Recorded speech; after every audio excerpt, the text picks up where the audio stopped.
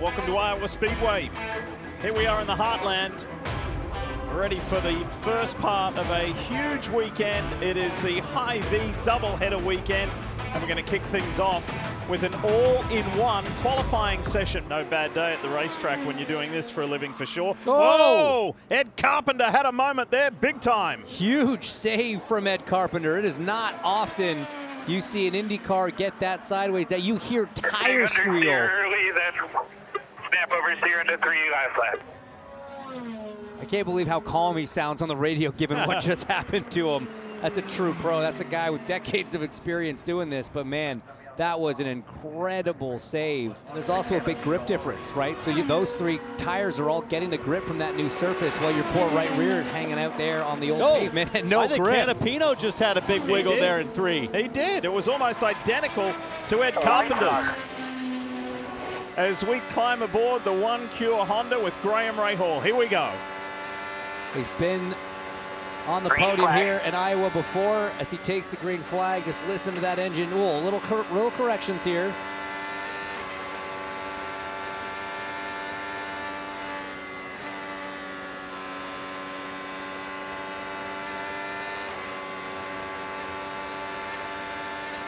Nice, 184.8 for Graham Rahal to the top. Looks pretty pushy in the middle of 1.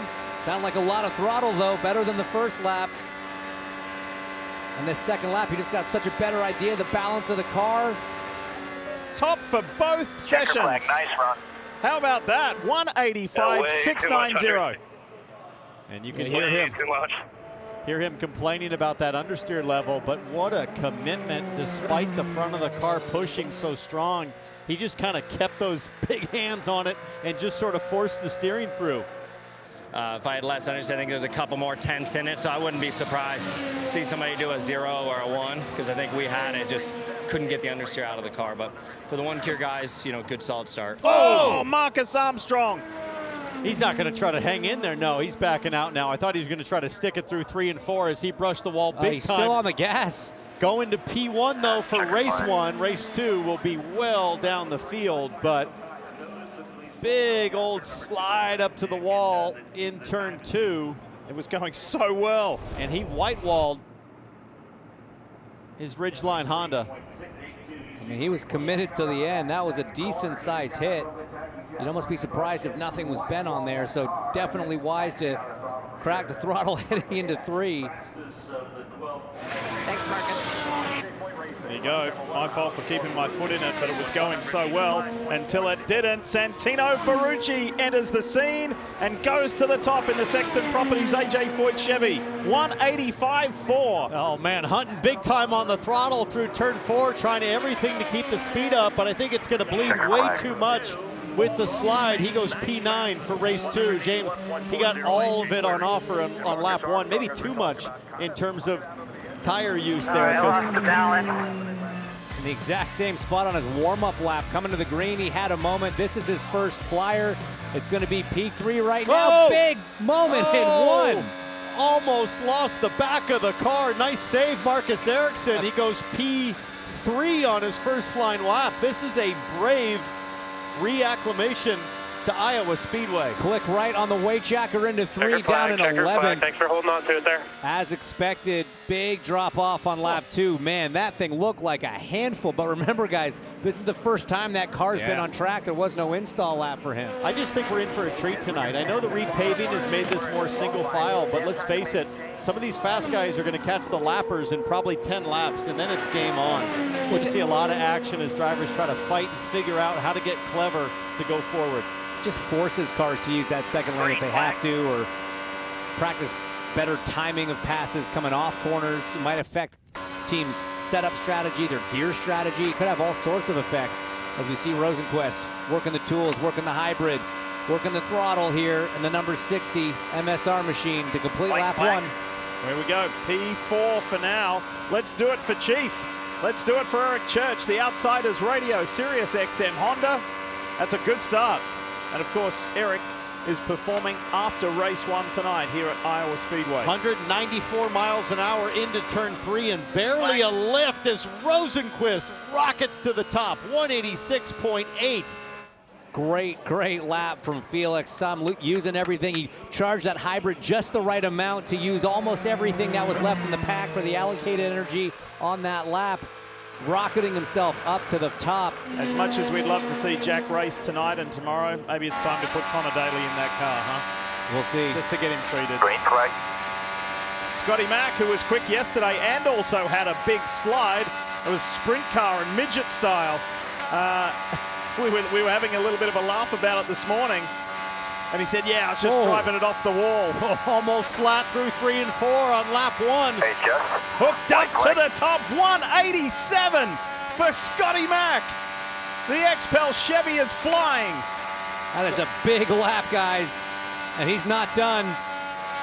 Has to feather it maybe a little bit more in 3 and 4 this lap. Let's see what the time is. Great job. A 0.17. 188.2. My goodness. T1. These are crazy speeds. That looks pretty committed on the throttle. 195 into turn 3. They stayed there at 6th gear. This could be a really strong lap, That guys. looks excellent. Oh, to the top. How about the strongest lap yet? Let's look again. Slight lift there, but he's been really progressive coming off and then really progressive back on. It's one time on the throttle at exit. He's not hunting it. He's being very deliberate with his foot. Same here. This could be another strong lap. Checkered flag. P2. P2 race 2, provisionally P1 on the pole for race 1. How about that? We're addressing. I heard something about an issue. We'll address it. That's lap time. We're on it. First oval pole for Colton Herter. Pato O'Ward, he walks away. O'Ward will start on the 3rd row for race 1, and he's going to start on the 4th row for race 2. There's Colton Herter, yeah. Fist pump is well deserved because that was an awesome effort despite having a little hiccup with the hybrid unit. He's never had an oval pole, check that box. He's never had an oval win. He'll try and check that box later tonight. So it's Herter and Scotty Mack on the front row. Some big teams there with Andretti, Ganassi, Penske, and then how about AJ Foyt Racing, Santino Ferrucci there, P8 for the smaller organization as we see further back how things will shake out to start tonight. Nice bounce back from Ericsson there on the outside of row 5. Graham Rahal noted you'll have a 9-pick place grid penalty. Oh, I thought that was for tomorrow's race. Didn't we talk about tonight's race? Sorry, that is for tonight's race. Jack Harvey doing a great job getting himself up to the inside of row 10. Joseph Newgarden, I think the big story there, Div, he'll go outside row 11. That's 22nd for the guy that has won here more than anyone. But tomorrow, here's how they'll line up. We just heard from the pole sitter, Alex Palou, the championship leader, then Dixon and Herter on row 2. Well, for race 1, it was Ferrucci outside row 4. How about Graham Rahal? Making the understeer work, hanging on to get a top 8 starting position. David Malukas with a really strong run as he returns to IndyCar Oval Racing. Augustine Canapino outside of row 2 there. Another strong effort. Joseph Newgarden struggling once again. And here is the bottom. How about row Power in row 12? 23rd starting position for Power after brushing the wall.